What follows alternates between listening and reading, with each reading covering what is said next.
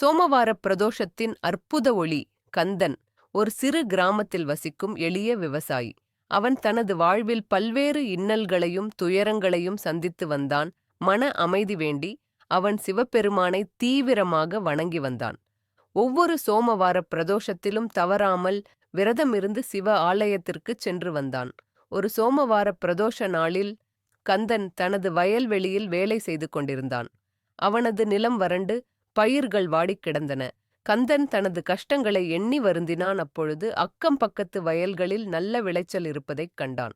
அவனது மனம் நம்பிக்கை இழந்தாலும் சோமவாரப் பிரதோஷ நாளில் சிவபெருமானை வணங்குவதால் ஒரு நாள் தனது வாழ்வும் செழிக்கும் என்ற ஒரு சிறு நம்பிக்கை அவன் மனதில் ஒளிரத் தொடங்கியது. மாலையில் கந்தன் தனது வேலைகளை முடித்துக்கொண்டு அருகிலிருந்த பழமையான சிவாலயத்திற்குச் சென்றான். அங்கே பிரதோஷ பூஜைக்கான ஏற்பாடுகள் மும்முரமாக நடந்து கொண்டிருந்தன.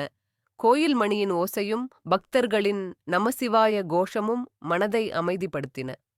நந்திதேவர் அழகிய மலர்களால் அலங்கரிக்கப்பட்டிருந்தார்.